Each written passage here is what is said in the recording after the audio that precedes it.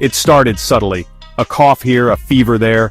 News reports dismissed it as a new strain of flu. No one could have predicted what was to come. The infected didn't get better. They got worse, much worse. Their skin turned pallid, their eyes vacant. Then, the hunger began. An insatiable hunger, not for food, but for living flesh. The world watched in horror as cities became overrun. Streets once filled with the cacophony of life were now dominated by the groans of the undead. The living became the hunted, fleeing from a relentless enemy that knew no fear, no pain, only the primal urge to consume. This wasn't a disaster movie. This was real, and it was happening everywhere. The age of the zombie had begun. The day the world changed, it wasn't a bang that echoed through the ages. It was a whisper, a chill wind that carried the scent of decay and the promise of annihilation. It was a day like any other, until it wasn't. The virus, later dubbed Solanum, was a nightmare of genetic engineering gone wrong. It targeted the brain, shutting down higher functions while leaving the primal areas active. The infected didn't die. They existed in a state of perpetual hunger, driven by the most basic instinct, to feed. Transmission was through bodily fluids, primarily bites. Once bitten, the victim would succumb within hours. Their humanity would be stripped away, replaced by an insatiable hunger for living flesh. There was no cure, no vaccine. Once infected, the transformation was irreversible. The dead walked among us, hungry and relentless. Scientists scrambled to understand the virus, but it mutated faster than they could analyze it. Every answer led to more questions, every breakthrough hampered by the relentless spread of the infection. Hope for a cure dwindled with each passing day, replaced by the chilling reality of a world overrun by the undead. The structures of society crumbled faster than anyone thought possible. Governments collapsed, overwhelmed by the sheer scale of the outbreak. Communication networks went dark, plunging the world into chaos and uncertainty. Cities, once symbols of human achievement, became death traps, overrun by the relentless hordes. Food and water became scarce, leading to desperation and violence among the survivors. The fabric of society unraveled, leaving behind a primal struggle for survival. Trust became a luxury, replaced by suspicion and fear. The world we knew, the world of order and reason, was gone, replaced by a nightmare of survival against impossible odds. The collapse was swift and brutal. It exposed the fragility of civilization, the thin veneer of order that separated us from chaos. In the face of an existential threat, humanity was forced to confront its own mortality, its own capacity for both compassion and cruelty. The world had changed and there was no going back. Survival in this new world demanded a ruthless pragmatism. Gone were the days of comfort and convenience. Now, every decision was a matter of life and death. The first rule etched in the minds of every survivor was simple: stay alive. This meant finding shelter, securing food and water, and constantly being aware of your surroundings. Zombies were a constant threat, but so were the living, driven to desperate measures by hunger and fear.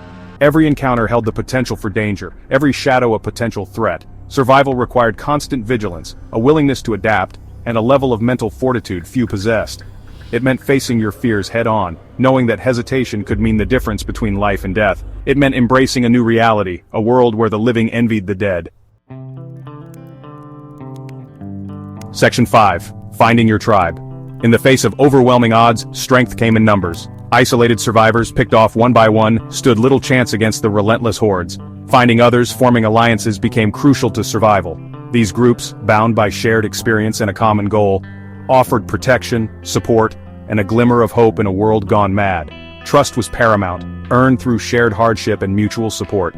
These groups weren't just about survival, they were about rebuilding, about clinging to the remnants of humanity in a world that had seemingly abandoned it. They were a beacon of light in the encroaching darkness, a testament to the enduring spirit of mankind. These weren't just groups, they were families, forged in the crucible of catastrophe. They offered a sense of belonging, a reminder that even in the darkest of times, human connection remained a fundamental need. They were proof that even in the face of unimaginable horror, hope could still flicker. Section 6. The Living Dead, Understanding the Enemy. To survive, one had to understand the enemy. Zombies weren't mindless killing machines, they were driven by instinct. They were predictable, reacting to stimuli like sight and sound.